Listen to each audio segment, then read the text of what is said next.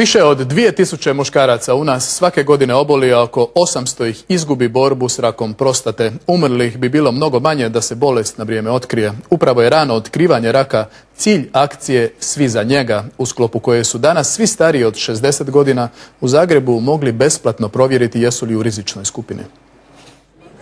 Za pregled se stajalo u redu i to dulje od sata. Da saznam kakvo je stanje i da se mogu orijentirati da li treba kakva pomoć ili ne treba ili se mogu ovako ponašati kao i do sada.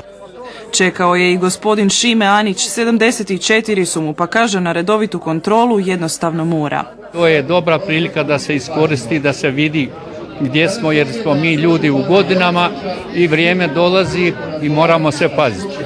Test ne boli, a i kratko traje.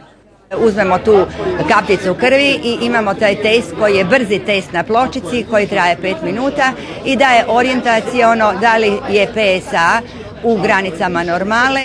Kada nije, to je znak za uzbunu.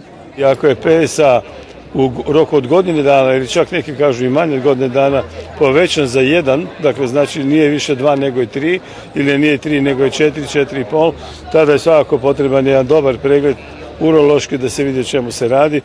Bolest uglavnom dolazi bez simptoma, pa je redovita kontrola jedina prevencija. Jedan od glavnih razloga zbog čega oni prekasno dolaze u urologu je taj osjećaj nelagode jer je riječ o intimnom zdravlju. I taj strah bi trebalo prevladati kao što su žene uspješno prevladale glede svojih karcinoma dojke i redoviti ginekološki pregledi. Posjet urologu preporučuje se svima koji su prešli 60.